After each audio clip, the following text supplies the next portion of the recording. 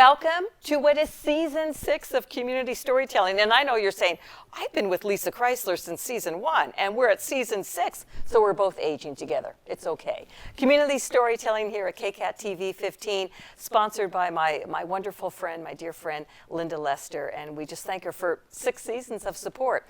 I'm about to introduce to you someone so very special. Well, his job alone is special. So we know he's a good guy when I tell you he's a pastor. He's the pastor at Calvary Church, Los Gatos. But we're going to go even further than that.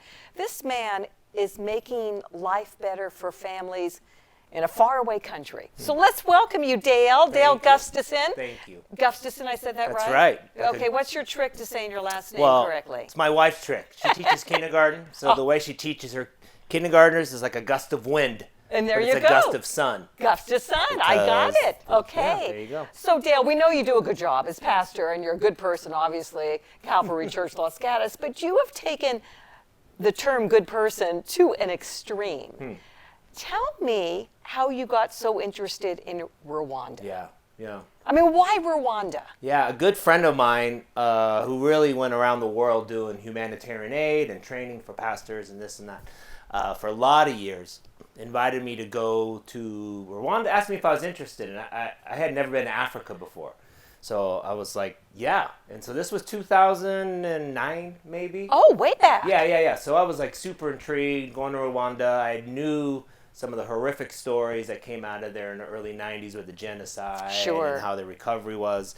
And so I was just really interested in going. He wanted me to do some training for these pastors who really have no education. They don't get much training at all, so he wanted me to go in and do that with him and do some humanitarian aid with them. So that was the first time I went. It was 2009, and I was amazed how beautiful this country was. I just didn't have anything to reference it. It's the people are beautiful, the countryside is beautiful. So the next year I went back, and my wife and my daughter came with me. My daughter was 12 at the time. And so she came with me back to Rwanda. So that's kind of how it got started. And then you zoomed in on one particular segment of society and have made such a difference. So education and kids, which is my passion, and obviously yours.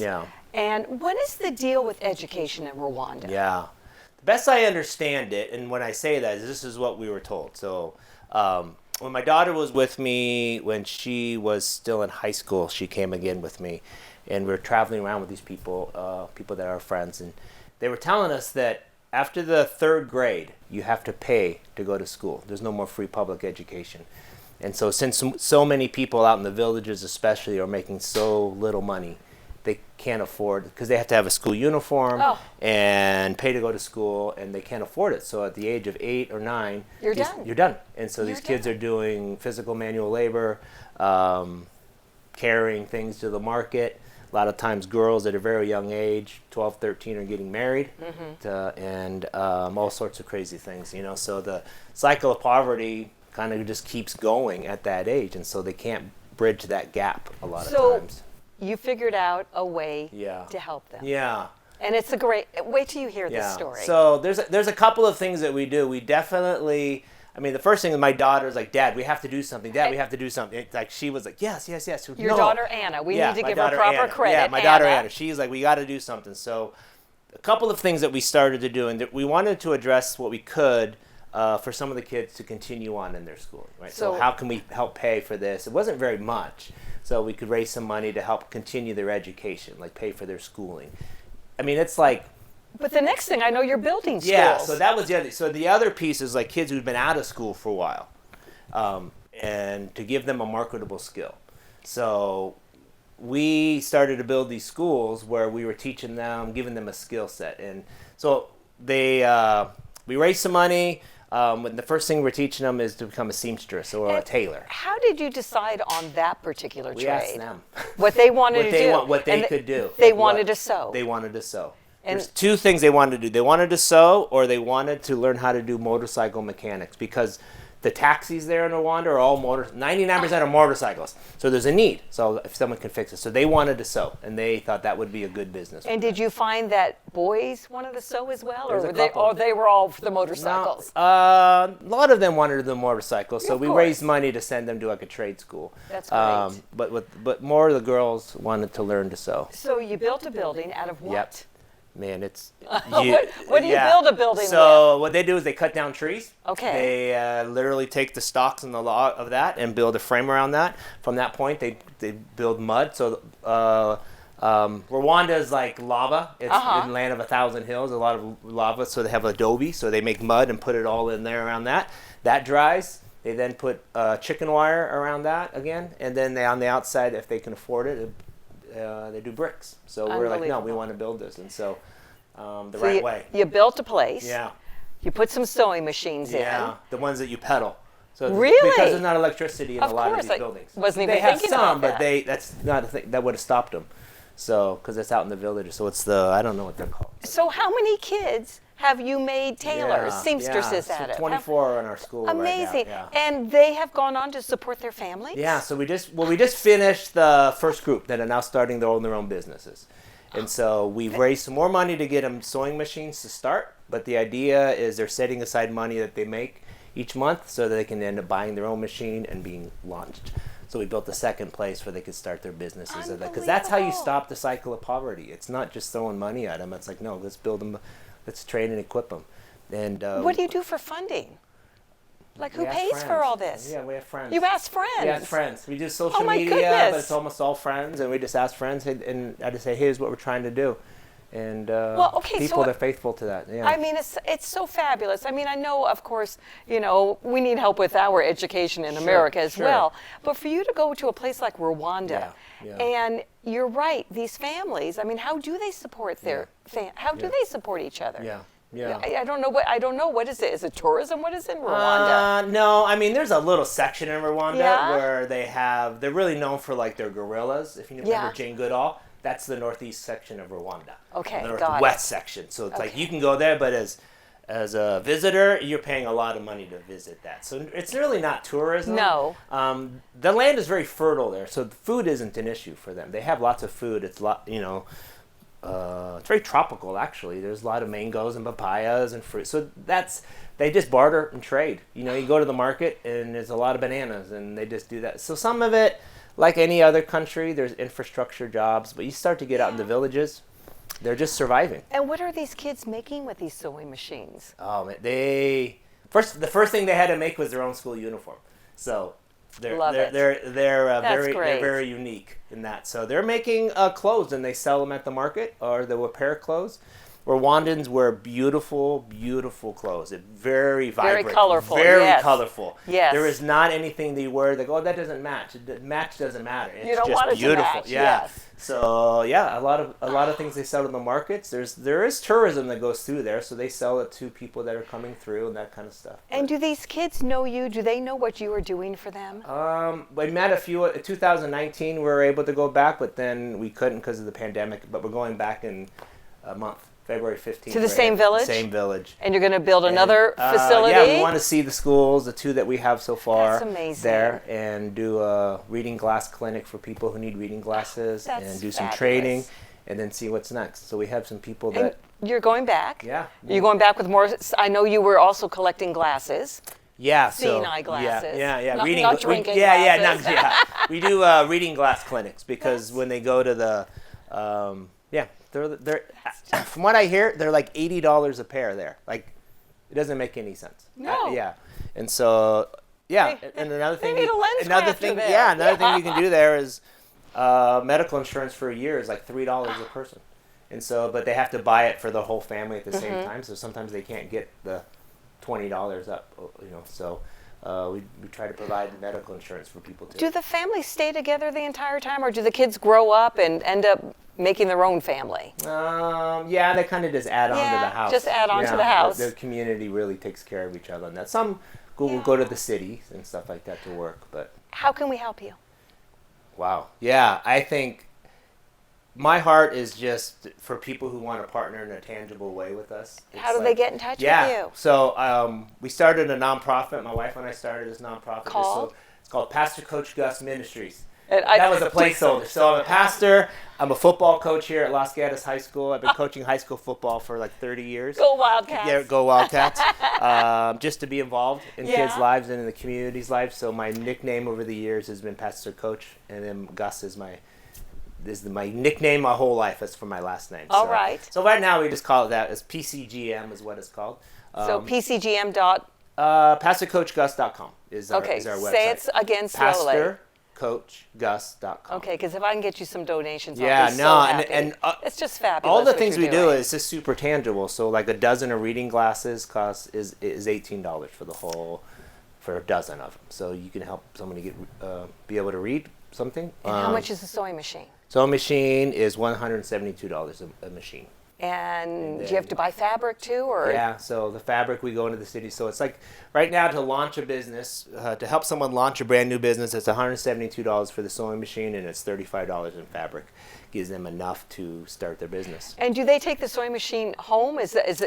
We keep it secure in a place for them. Okay, so they work not in the home. They come. They can bring it home. It's just aren't as safe. So another thing we do is we hire a security guard to watch it overnight. So all those things. That's just fabulous. Yeah, that's the only way none of it goes to me. 100% of all of our nonprofits is back into the community. I did not have any doubt. I know, but I have a job, you know. Yes, you do. And 100%. So even a lot of the things I do of coaching and helping other leaders and people who don't have access to leadership stuff that I do for people even in our own country, all that money that they pay, it all goes to that. So I'm just trying to get the money. My whole thing is if I can be a conduit of funds to people who really need it, that's what I want to do, but in very tangible ways. So I'm looking at your face. Yeah. Do you ever get angry? Do I ever get angry? I'm looking at this face. I don't know if one of my is just always if sweet. one of my former players is watching this, let's just say I can be direct. Okay, I can be direct when needed. Okay. How's that? Okay, Coach. Yeah. Let's talk about this 49er story because this is the cutest story you are ever going to hear about a fan and the 49ers. Yeah. So let's see, should we start at the beginning? How did you become such a big 49er fan and bring your daughter Anna into it? Well, when I was a little kid, my dad took me to a game. I was like 5. To a 49er game? To a 49er game. Do you remember who they played? Tampa Bay. Okay. No, they weren't around. When I was 5. You're older I went than to that in high school. Okay, well, we'll say, Colts, yeah, maybe. whatever. I don't know. Okay. I don't even know if they won. But all I know is my dad took me to a game at 5, and I thought it was the greatest. I just thought it was fun. Okay. Plus, I was with my dad. Yeah, of course. And then I just grew up. And then I think that Christmas, he got a full, jersey and outfit. Okay, but then how did you bring Anna into the fold? Before Anna was born, I got on a waiting list for season tickets. And so they called me. A candlestick, yes. Like in the 90s. Yes. And they called and they said, hey, your tickets are, you want them? And I'm like, I really can't season afford tickets? them. Yeah, and what were they? Tickets. Do you remember the price? They were like $35 a game or something like that. We were in the end zone, right? And I'm pretty sure, this is positive, I didn't really tell my wife yet. I was scared. I'm like, how do I tell Lisa I just said yes? So it took me a few weeks. I'm like, hey, babe. No money for dinner. No money for dinner, but we're going to the Niners. Niners. She's like, oh, okay. And so we've whatever. had him a long time. Yeah. And so the thing I learned as a dad, that if you want to continue one of your hobbies, you teach your kid your hobby and see if they'll stick, Yeah. So I started bringing Anna to Niner games when she was a little girl, and she just loved it. She loved it. And then, plus when I would watch game film at home for my high school coaching, and I would start teaching her football. And I think a lot of times she just repeated what I said, but she knows her stuff now. She knows her stuff. I go, one day, you're going to make some boy very happy. So anyways, I just started bringing her to games. Okay. And so you're saying, okay, what's the big deal about that? Deal. Okay, wait a second. Somehow, yeah. I know how, but I want you to share. All of a sudden, you're like linked to the Shanahans. Yeah. Now you got to tell that story. So when they first hired Kyle to be the coach. Which was what, 8 years? How long has it been? I think it's his 6th season. Sixth season, okay. Yeah. And look what he's done, my goodness. Okay. No, okay. I love it. So when they first moved into town here, I think. Yes, I don't know if everybody knows. Yeah, I mean. I think right on the border, Los Gatos, Saratoga. Yes. They live right here. Yeah, they're locals. Yeah, so their youngest daughter, they put in our preschool at the church. Okay, and she was, how? 3 maybe, 3, okay. something like that. So, okay, she's in your preschool. Yeah, she's in our preschool. So Kyle's wife calls the preschool director and says, we're looking for someone to watch our kids when we need them. And we often, people that are famous, they often want to have someone who's a little older, in their 20s. Sure. Our preschool director's like, oh, our pastor's daughter, you'll love her. She's a big Niner fan. She was in high school at the time. Just give her a call, you'll love her. Yes. So on my daughter's phone, on the phone message, at the very end, she goes, hi, this is Anna, sorry I missed your call. At the very end of her message, she says, go Niners! And so Kyle's wife called, leaves a message, and that's all she had to hear was, go Niners! What is the chance of that happening? Yeah, she became, watched their kids a lot, and she would be like, Dad, I'm in the house. And I'm like, just watch the kids. So we had a lot of conversations just about, like, they're regular human beings. Yeah. They need someone to care about them, the kids. Yeah. So she just did a great job. They're not regular human beings, but okay, Dad, I wanted her to approach them like that. That was important to us. So, yeah. Did she ever come home with any good stories? Oh, yeah. I can't reveal all of You can't, but you can reveal 1 or 2. Dad, did you know? She goes, one time, she came home. She was over early one morning because Mandy was gone for the night with one of the kids. So she went over, and it was really early, and so Kyle was eating breakfast when she got there, and she says, Dad, did you know Kyle eats chicken nuggets for breakfast? So our coach eats chicken nuggets in the microwave for breakfast. I'm like, of course he does. He's a man, and he needs to make breakfast before he goes. So she just always said they're just the nicest people. That's wonderful. When they would come home, and they're just nice. They're the nicest people. So, during a game and on the sidelines, he's always got that serious to kill look on. Yeah, but please tell me at home he's laughing and smiling. Yeah, that's what all she would say. Yeah, he's good to his kids. His kids love him. During the seasons, it's hard because he doesn't really see his kids a lot. No coach does. Every night, so when she would do it other times, that's great. Yeah, so that was fun for her, and so she's been a part of that. And she's still in touch with them? Yeah, a little bit. Now she's gone on to graduate. Graduate college. She got married a few months ago, and so. But she goes to Rwanda with you, right? Yeah, she does. That's amazing. She's my travel partner. She's amazing. They have her do a lot of stuff with the kids. Oh, I bet the kids love her. She brings over school supplies. What a role model. Yeah, so she loves them. Last time we went, the first day, there was like 80 kids with her. By the end, there was like literally 400 kids, like in her. And an interpreter, so she just. How many kids are in these villages? Are we talking hundreds, thousands? I can't say thousands, but there's a lot. Yeah. It depends what village it is, but the one that we've been working in is pretty remote, where there's a lot of kids, So how many buildings do you think you're going to need to reach all these kids? What's your goal? Multiple. Yeah. It's one of those things we just started pursuing opportunities. Yeah. That's led us down that path. Yeah, we need to get you some partners, some good partners. Yeah, and we need some good expansion of that. Yeah. So we have some really good people.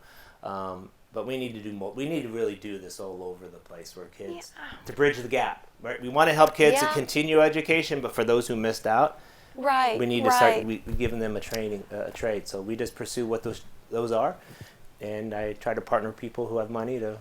Because it's not really that much. Even to build the school was just a few $1,000s to build the school. We need to get some construction companies. We have so many in this area. Yeah, it would be great. It would be great. Yeah, I love it. I love it. Jenny Magid nominated you. Jenny. And here you are, my first person for season 6. Yeah. And what a story you had to share. So thank you so much, Dale. You're welcome. Gustufson with the wind. Like a gust of wind, the sun and the wind. Yeah. It's easier for me as an old person just to say Gustufson, And go 49ers, okay? Yes. So that's just great. That's just great. You've been a delight, I love what you're doing. Thank you. Like I said, kids and education, my passion. Yeah, no, it's been good. Nothing better. Nothing better. So you could do what Jenny Magid did. You go to KCAT.org/nominate. That's how easy it is. And it takes, 15, 20 seconds, and I'll either be sitting next to you or next to the person you nominated, but it's all great. And everybody's got a story, we have found out in the last 5 seasons, and here we are with season 6. So let me sit next to you next time. It's community storytelling. It's at the station we love in Los Gatos and Montessorino, KCAT TV 15. So thank you so much for being with us. I'm Lissa Kreisler.